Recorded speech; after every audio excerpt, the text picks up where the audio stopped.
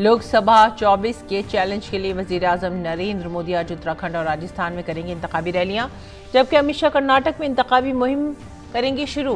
BJP सदर JP Nadda Madhya Pradesh में इंतखाबी मुहिम का करेंगे आगाज।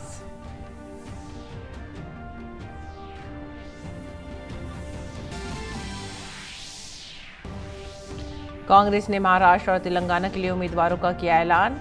अभय काशीनाथ अकोला से और कादियाम काव्या वारंगल से लड़ेंगे इलेक्शन, जबकि समाजवादी पार्टी ने मेरठ सीट से बदला अपना उम्मीदवार।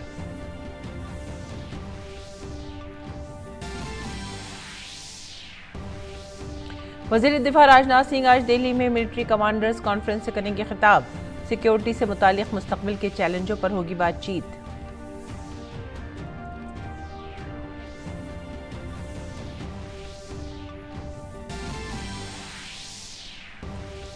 चीफ जस्टिस DY चंद्रचूड़ ने की मुल्क में नाफिज होने वाले नए फौजदारी कानून की तारीफ। कहा, जदीद निज़ामी इंसाफ के लिए ये है अहम कदम।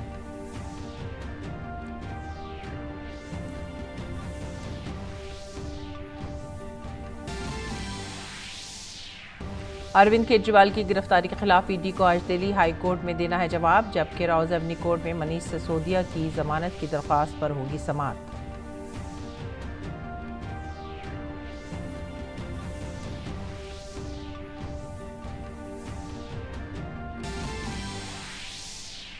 इसराइल में अल जजीरा न्यूज़ चैनल की नशरियात पर पाबंदी। वज़ीर आज़म नेतन्याहू ने चैनल को करार दिया दहशतगर्द। कहा, इसका इसराइली सलामती को नुकसान पहुंचाने और इसराइल के खिलाफ तशद्दुद भड़काने में है बड़ा किरदार।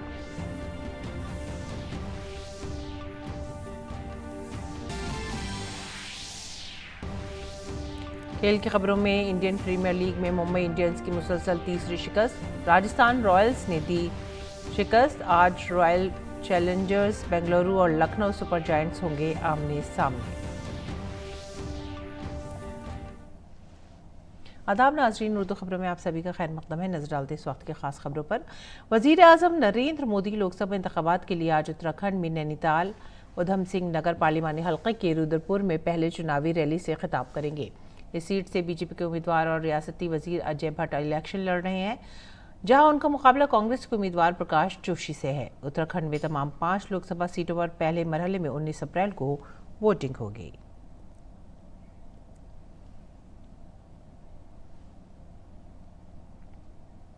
और वज़ीर आज़म नरेंद्र मोदी आज जयपुर रूरल लोकसभा हल्के के तहत कोटपल्ली में एक इंतखाबी रैली से खिताब करेंगे। वज़ीर आज़म बीजेपी उम्मीदवार राव राजेंद्र सिंह की हिमायत में जलसा-ए-आम से खिताब करेंगे।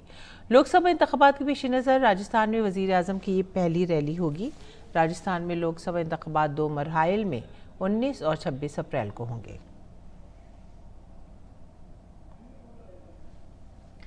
वज़ीर आज़म नरेंद्र मोदी जयपुर रूरल लोकसभा हल्के के तहत आने वाले कोटपल्ली में आज एक इंतखाबी रैली से खिताब करने वाले हैं। वज़ीर आज़म की रैली के पेश नज़र राजस्थान के वज़ीर आला भजन लाल शर्मा कोटपल्ली रैली के मैदान और तैयारियों का जायजा लिया।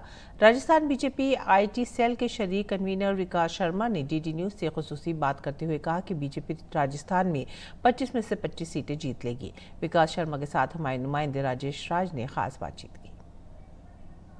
अभी हम जयपुर ग्रामीण लोकसभा क्षेत्र के कोटपल्ली में हैं, जहां पर प्रधानमंत्री मोदी की मंगलवार को रैली होनी है और इस रैली को सफल बनाने के लिए एरी चोटी का जोर लगा रहे हैं। हमारे साथ विकास शर्मा है जो IT सेल के राजस्थान के को कन्वेनर हैं, वो भी हमारे साथ रैली ग्राउंड पर मौजूद हैं। विकास जी, कैसे देखते हैं राजस्थान में चुनाव प्रचार की उल्टी गिनती जो है शुरू है, तमाम लोग कैंप कर रहे हैं, कितना उमंग है, कितना जोश है PM मोदी को लेकर? ये लोकसभा का चुनाव तो अब की बार पिछले चुनाव के कंपैरिजन में अगर आपने देखेंगे तो एक ऐतिहासिक चुनाव होगा और ऐतिहासिक रिजल्ट आएगा। सिर्फ ये चुनाव ओनली फॉर बहुमत के लिए ही नहीं किया जा रहा, सिर्फ और सिर्फ हमारा भारतीय जनता पार्टी का ये चुनाव इस दरमियान पे सिर्फ और सिर्फ जो पिछली बार जीत का जो मार्जिन कम था, इस बार वो जीत का मार्जिन अतिरिक्त बढ़ेगा, इस उद्देश्य से ये चुनाव लड़ा जा रहा है। आप ये देखेंगे ये जो सभा का जो आगाज है, माननीय प्रधानमंत्री जो राजस्थान से सभा का जो आगाज विजयी शंखनाद रैली का जो आगाज करने जा रहे हैं,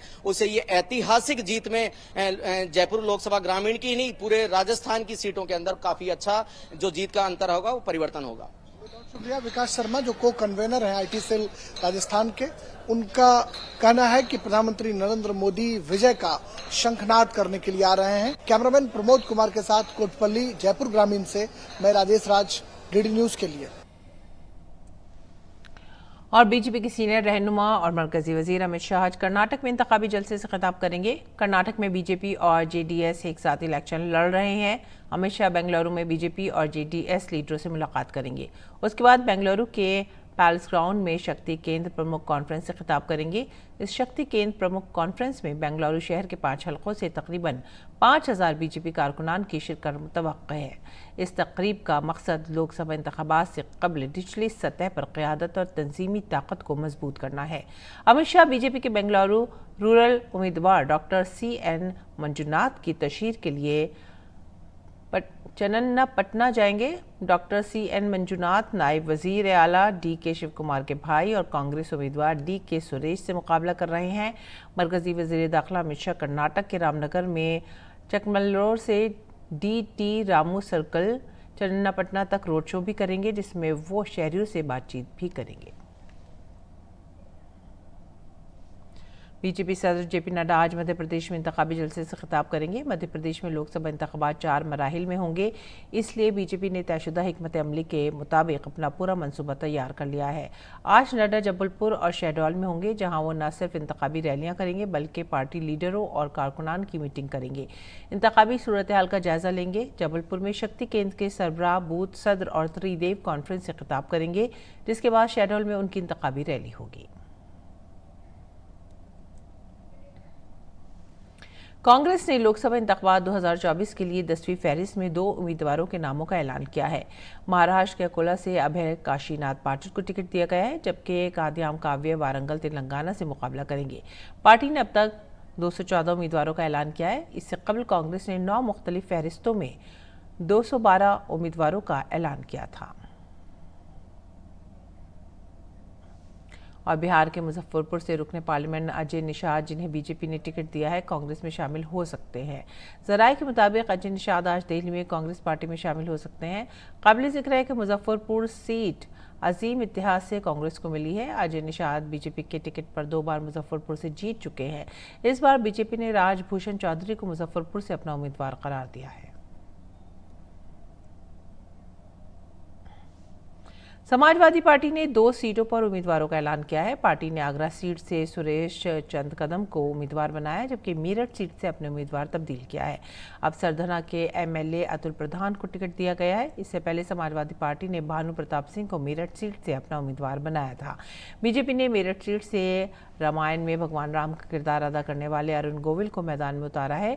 यूपी की मेरठ लोकसभा सीट के लिए दूसरे मरहले में 26 अप्रैल को वोटिंग होनी है। आगरा लोकसभा सीट के लिए तीसरे मरहले में 7 मई को वोटिंग होगी।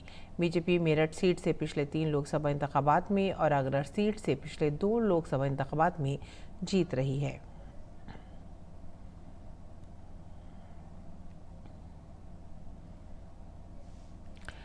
वजीर दिफा राजनाथ सिंह आज फौज के कमांडरों की कॉन्फ्रेंस से खिताब करेंगे। 2 रोज़ा कॉन्फ्रेंस कल नई दिल्ली में शुरू हुई, जिसमें सीनियर फौजी रहनुमा भारतीय फौज की पेशरफ्त और मुस्तकबिल की तैयारियों पर गौर ख्वास कर रहे हैं।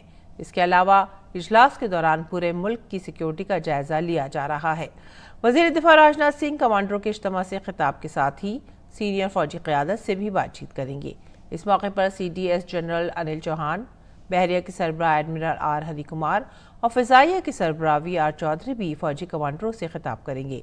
इस मौके पर सेक्रेटरी दिफा समेत वज़ारत दिफा के आला हुक्काम भी मौजूद होंगे।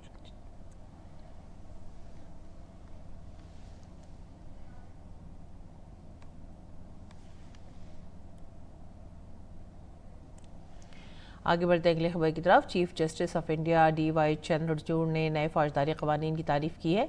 CJI ने कहा कि नए फौजदारी कवानीन में असल जराइम, तरीक़ाकार और शवाहिद शामिल हैं। तीनों कवानीन जदीद हिंदुस्तानी निज़ाम इंसाफ की जानिब अहम कदम हैं।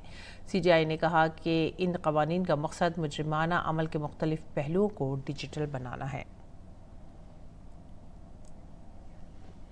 और सुप्रीम कोर्ट ने इंतखाबात में वीवीपैट पर्चियों की मुकम्मल गिनती का मुतालबा करने वाले अर्जी पर इलेक्शन कमीशन और मरकज से जवाब तलब किया है। मौजूदा हालात में किसी भी 5 मुंतखब ईवीएम की तस्दीक वीवीपैट पर्चियों के जरिए की जाती है। समाजी कारकुन और वकील अरुण कुमार अग्रवाल की तरफ से दायर दरख्वास्त में कहा गया है कि अगर वीवीपैट पर्चियों की तस्दीक एक साथ की जाती है तो गिनती के लिए हर लोकसभा हल्के में मजीद अफसरान को तैनात करना पड़ेगा और 5 से 6 घंटे में मुकम्मल तस्दीक हो सकती है। अर्जी में बताया गया कि हुकूमत ने 24 लाख वीवीपैट खरीदे हैं, जिसमें तकरीबन 5,000 करोड़ रुपए खर्च हुए हैं। फिर भी सिर्फ 20,000 वीवीपैट पर्चियों की तस्दीक की जा सकती है। इस मामले में दरख्वास्त पर इलेक्शन कमीशन और मरकजी हुकूमत को नोटिस जारी किया गया है, जिसकी समाअत 17 मई को मुकर्रर की जा सकती है। और उत्तर प्रदेश के सुल्तानपुर की खुसूसी अदालत में कांग्रेस लीडर राहुल गांधी के खिलाफ हत्या इज्जत केस की आज समाअत होगी। इससे कबल वकला की हड़ताल के बायस इस केस की समाअत मुलतवी कर दी गई थी। बीजेपी लीडर विजय मिश्रा ने वजीर दाखिला अमित शाह के खिलाफ मुबैना काबिल एतराज़ रिमार्क्स पर राहुल गांधी के खिलाफ हत्या इज्जत की शिकायत दर्ज कराई थी। ये मुकदमा अगस्त 2018 में दर्ज किया गया था। गुज़िश्ता साल दिसंबर में अदालत ने राहुल गांधी के खिलाफ वारंट जारी किया था।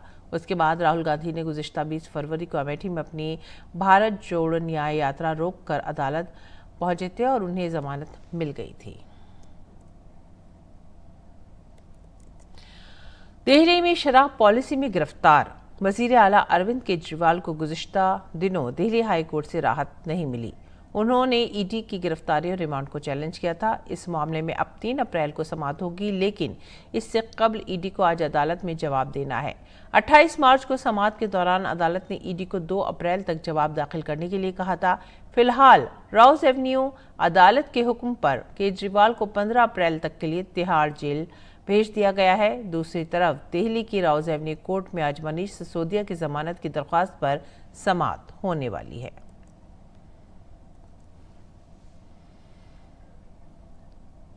अगली खबर, वजीर खारजा डॉक्टर एस जयशंकर ने अरुणाचल प्रदेश पर चीन के दावे को मुस्तरद करते हुए कहा है कि अरुणाचल प्रदेश भारत की रियासत है और हमेशा रहेगी।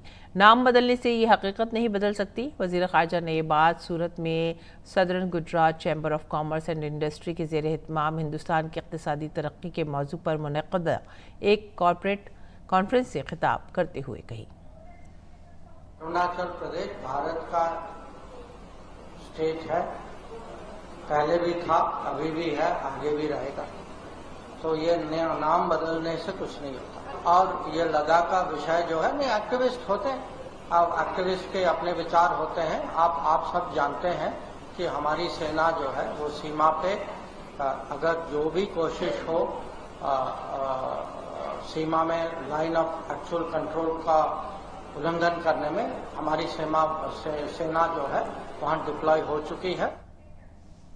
मरकजी वजीर किरण रिजिजू ने चीन की तरफ से अरुणाचल प्रदेश में 30 मकामात को गैर कानूनी तौर पर जोग्राफियाई नाम देने की सख्त मजम्मत की है। किरण रिजिजू ने सोशल मीडिया प्लेटफॉर्म एक्स पर एक पोस्ट में कहा, मैं चीन की तरफ से अरुणाचल प्रदेश के अंदर 30 मकामात को गैर कानूनी तौर पर दिए गए जोग्राफियाई नामों की सख्त मजम्मत करता हूँ। चीन बहुत से बेबुनियाद दावे करता रहा है, लेकिन इससे ज़मीनी हकीकत और तारीख़ी हक़ाइक़ नहीं बदलेंगे। अरुणाचल प्रदेश हिंदुस्तान का एक अटूट हिस्सा है और तमाम मयारात और तारीफ़ों के मुताबिक अरुणाचल प्रदेश के लोग इंतहाई मुहिब्बुल वतन हिंदुस्तानी हैं। मेक इन इंडिया की वजह से मुल्क से दिफाई बरामदात में मुसलसल इजाफा हो रहा है। दिफाई बरामदात माली साल 2023-24 में रिकॉर्ड 21,083 करोड़ रुपए तक पहुंच गई हैं, जो पिछले माली साल के मुकाबले में 32.5% ज़्यादा है, जो कि 15,920 करोड़ रुपए थी। हालिया आदादोशुमार से पता चलता है कि माली साल 2013-14 के मुकाबले में गुज़िश्ता 10 सालों में दिफाई बरामदात में 31 गुना इजाफा हुआ है। प्राइवेट सेक्टर और पब्लिक सेक्टर के दिफाई इदारों और सनतों ने अब तक की सबसे ज़्यादा दिफाई बरामदात हासिल की हैं, जिनमें निजी शोबे ने 60% और DPSU ने 40% हिस्सा डाला है।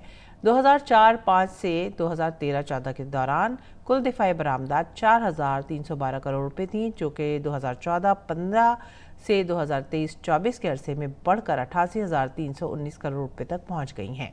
हुकूमत की तरफ से दिफाई बरामदात को फ़रोग़ देने के लिए लाई गई पॉलिसी इस्लाहात और कारोबार करने में आसानी के इक़दाम के साथ साथ भारतीय सनतों को फराहम करदा एंड टू एंड डिजिटल हल ने दिफाई बरामदात में नुमाया इजाफा किया है। और वज़ीर आज़म नरेंद्र मोदी ने भारतीय दिफाई बरामदात में गैर मामूली इजाफे पर खुशी का इजहार किया है। वज़ीर आज़म ने वज़ीर दिफा राजनाथ सिंह के अकाउंट पर शेयर की गई पोस्ट को रीट्वीट किया और लिखा कि भारत के दिफाई शोबे में एक बड़ी कामयाबी, इस शोबे में बढ़ती हुई बरामदात हमारे मुल्क की बढ़ती हुई सलाहियतों की अक्कास हैं। हमें अपने लोगों की मेहनत और इख्तरा पर फ़ख्र है, जिसने दिफा की दुनिया में भारत को आलमी सतह पर खड़ा किया है। आने वाले वक्त में इस शोबे में खुद इन्हिसारी की तरफ हमारा सफ़र मज़ीद मजबूती से जारी रहेगा। रुख करेंगे अगली खबर का। कोयले के मरकजी वजीर प्रहलाद जोशी ने कोयला और लिग्नाइट की पैदावार के 1 बिलियन टन के आदाद-ओ-शुमार को अबूर करने पर खुशी का इजहार करते हुए सोशल मीडिया साइट एक्स पर कहा है कि ये बताते हुए फ़ख्र हो रहा है कि वज़ीर आज़म नरेंद्र मोदी की क़यादत में कोयले के मरकजी वजीर के तौर पर जब हम अपने 5 साला दौर की तकमील के करीब हैं, हमने 1 बिलियन टन कोयले और लिग्नाइट की पैदावार को अबूर करके एक बड़ी कामयाबी दर्ज की है। यह हमारे मुल्क के लिए एक बड़ा तारीख़ी लम्हा है, क्योंकि हमने अब तक की सबसे ज़्यादा पैदावार हासिल की है और यह मुल्क के लिए तवानाई की हिफाजत को यकीनी बनाने में काफ़ी मदद करेगा। मुल्क में कोयले की पैदावार बढ़ाने की हमारी कोशिशों ने इस बात को यकीनी बनाया है कि मुल्क को मुस्तकबिल में कभी कोयले की कमी का सामना नहीं करना पड़ेगा। उन्होंने इसके लिए वज़ीर आज़म नरेंद्र मोदी का शुक्रिया अदा किया। पीएम मोदी ने कोयले के मरकजी वजीर प्रहलाद जोशी का ट्वीट शेयर करते हुए लिखा, कोयला और लिग्नाइट की पैदावार में 1 बिलियन टन का हिस्सा अबूर करना हिंदुस्तान के लिए एक तारीखी संग मील है। यह हमारे कोयले के शोबे को मुतहर्रिक रखने के लिए हमारे अज़्म की अक्कासी करता है। ये एक अहम शोबे में खुद इन्हिसारी की तरफ हिंदुस्तान के बढ़ते कदम को भी यकीनी बनाता है। National Institute of Open Schooling और Commonwealth Educational Media Centre for Asia के ज़ेर एहतमाम खुली और फासिलाती तालीम, डिस्टेंस मोड और ओपन स्कूलिंग के पस मंज़र में इख्तरा पर बैनुल-अक़वामी कॉन्फ्रेंस का इनेकाद किया गया। इस 3 रोज़ा कॉन्फ्रेंस में दुनिया भर के ममालिक के माहिरीन तालीम ने हिंदुस्तानी इल्म और रिवायात की अहमियत को उजागर किया। आइए देखते हैं पी यादव की रिपोर्ट। भारत ने अपनी सदियों पुरानी इल्मी रिवायात के ज़रिए आलमी दुनिया को तालीम की कदरें दी हैं। बदलते वक्त में फासिलाती तालीम के ज़रिए मुल्कों की सरहदों से बाहर जाकर हिंदुस्तानी इल्म की शान में इजाफ़ा करने में national Institute of Open schooling का किरदार काबिल सताइश रहा है। इसी सिलसिले में एक कदम आगे बढ़ते हुए national Institute of Open schooling ने नोएडा में अपने हेडक्वार्टर में 3 रोज़ा बैनुल-अक़वामी सेमिनार का इनेकाद किया। NIOS और Commonwealth education media Centre for Asia के ज़ेर एहतमाम खुली और फासिलाती तालीम यानी कि ओपन और डिस्टेंस एजुकेशन में मंजरनामा और इख्तरा के मौजू पर इस बैनुल-अक़वामी कॉन्फ्रेंस में बहुत से बहस व मुबाहिसे पेश किए गए। NIOS के सदर प्रोफेसर सरोज शर्मा ने कहा कि हिंदुस्तान तालीम के मैदान में पूरी दुनिया में आगे है।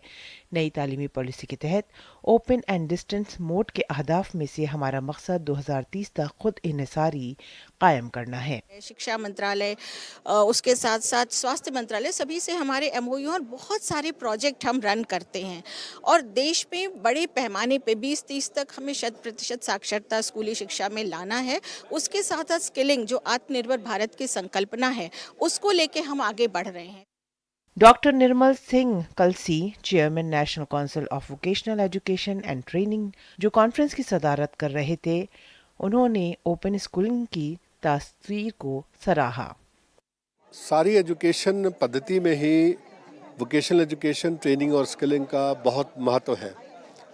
इस समय जो नेशनल एजुकेशन पॉलिसी है, उस पॉलिसी के मुताबिक जो वोकेशनल एजुकेशन स्किलिंग है, ये हर लेवल पर एजुकेशन में इसको शामिल किया गया है, इसको इंटीग्रेट किया गया है। कॉन्फ्रेंस के दौरान Commonwealth education media Centre for Asia के डायरेक्टर डॉक्टर बी शदरज ने कहा कि इस तरह के प्रोग्राम हिंदुस्तान को आलमी लीडर बनाने की सिमत में संग मील साबित होंगे।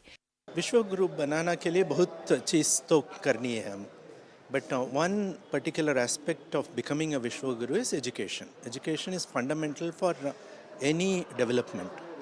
अभी education should translate into on one hand our Indian citizens becoming global citizens. Program में मौजूद तेजपुर यूनिवर्सिटी के vice chancellor professor Shambhunath Singh और डॉक्टर हरी सिंह कौर यूनिवर्सिटी सागर की vice chancellor professor Neelima Gupta ने कहा कि हिंदुस्तान की इल्मी रिवायात और नई तालीमी पॉलिसी मुल्क के आलमी सतह पर आगे बढ़ने की राह को हमवार कर रही हैं। ये टेक्नोलॉजी ने दूरी समाप्त कर दिया है, तो उसके ज़रिए हम बाहर के लोगों को एक्सेस कर रहे हैं और उनको भी जो भारतीय ज्ञान परंपरा है उसका स्वाद उनको भी मिल रहा है। जो हम लोगों का टीचिंग लर्निंग सिस्टम है जो हजारों साल से चल रहा है। प्राचीन काल से ही भारत एक विश्व गुरु कहा जाता आ रहा है, लेकिन गत वर्षों में ये लगा कि दुनिया आगे निकलती चली जा रही है। लेकिन जब से राष्ट्रीय शिक्षा नीति 2020 आई है, हम लोगों ने पुनः इस दिशा में सोचना प्रारंभ किया है। तालीम के मैदान में रहनुमा कॉन्फ्रेंस में मौजूद NIOS के doctor Rajeev Kumar, director academics Central University of Kashmir professor Firdous Ahmad और प्रोफेसर डॉक्टर बाला सुब्रमण्यम, तमिलनाडु जरी यूनिवर्सिटी ने भी डिस्टेंस मोड ऑफ एजुकेशन की अहमियत को उजागर किया। इस बैनुल-अक़वामी कॉन्फ्रेंस में शिरकत के लिए कनाडा, श्रीलंका, नेपाल, बांग्लादेश और श्रीलंका समेत दीगर ममालिक के माहिरीन तालीम ने भी अपने ख्यालात का इजहार किया। कॉमनवेल्थ ऑफ लर्निंग कनाडा के सदर प्रोफेसर पीटर स्कॉट और डायरेक्टर टोनी मे के अलावा कॉन्फ्रेंस में मौजूद NETF भी शिरकत कर रहे थे। चेयरमैन प्रोफेसर अनिल सहरसबुते और दीगर माहिरीन ने ओपन और डिस्टेंस मोड ऑफ एजुकेशन के मंजरनामे और अख्तरा की अहमियत पर भी रोशनी डाली। OP यादव की रिपोर्ट, DD न्यूज़। और आइए अब जानते हैं कुछ गैर मुल्की खबरें। इसराइली वज़ीर आज़म बेंजामिन नेतन्याहू ने मुल्क में न्यूज़ चैनल अल जज़ीरा की नशरियात पर पाबंदी लगा दी है। नेतन्याहू ने कल पार्लियामेंट से एक कानून पास करने के बाद इस चैनल को बंद करने का अज़्म जाहिर किया। इस कानून की मंजूरी के बाद हुकूमत के लिए इसराइल में अल जज़ीरा की नशरियात बंद करने का रास्ता साफ हो गया है। नेतन्याहू ने अल जज़ीरा पर इसराइली सलामती को नुकसान पहुँचाने, 7 अक्टूबर को हमास के हमलों में हिस्सा लेने और इसराइल के खिलाफ तशद्दुद को हवा देने का इल्ज़ाम लगाया है। नेतन्याहू ने एक्स पर पोस्ट किया, दहशतगर्द चैनल अल जज़ीरा अब इसराइल में नशर नहीं किया जाएगा। मेरा अज़्म है कि चैनल की सरगर्मियों को रोकने के लिए नए कानून के तहत फौरी कार्रवाई करूंगा। इस बीच दमिश्क में ईरानी सफारतखाने के कौंसलर सेक्शन को शाम में गुज़िश्ता रोज़ होने वाले फ़िज़ाई हमलों में नुकसान पहुंचा है। सीरियन हुक्काम और सरकारी मीडिया ने इन हमलों का इल्ज़ाम इसराइल पर आयद किया है। इसराइली फ़ौज ने फौरी तौर पर कोई तबसरा नहीं किया है। शामी हुक्काम का कहना है कि फ़िज़ाई हमले में ईरान के आला फ़ौजी मुशीर जनरल अली रज़ा ज़ाहिदी मारे गए। अली रज़ा ने 2016 तक लेबनान और शाम में क़ुद्स फोर्स की क़यादत की।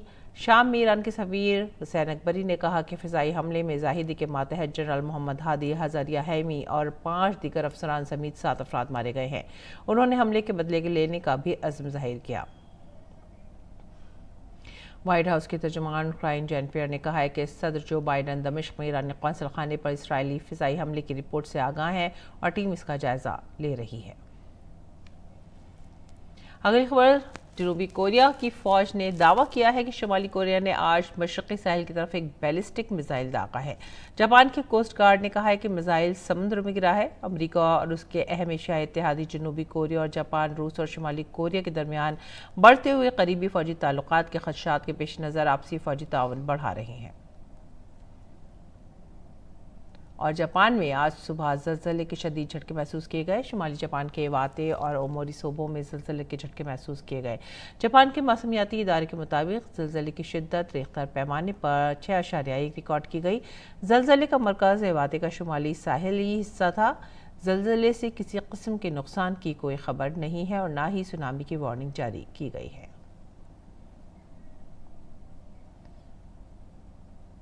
और अब नजर डालते हैं दिल्ली से शाया होने वाले उर्दू अखबारात पर।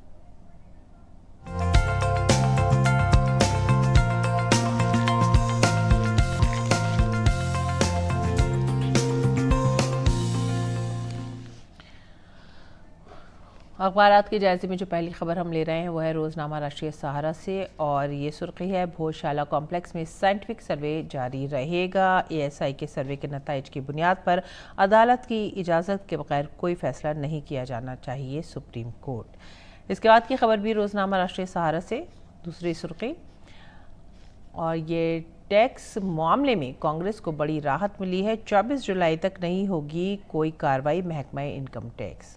इसके बाद की तीसरी सुर्खी भी रोज़नामा राष्ट्रीय सहारा से, अरविंद केजरीवाल अदालती हिरासत में भेज दिए गए हैं तिहाड़ जेल। एक्साइज पॉलिसी से मुतालिक मनी लॉन्ड्रिंग केस में गिरफ्तार वजीर आला अरविंद केजरीवाल को दिल्ली की खुसूसी अदालत ने 15 अप्रैल तक के लिए अदालती तहवील में भेज दिया है।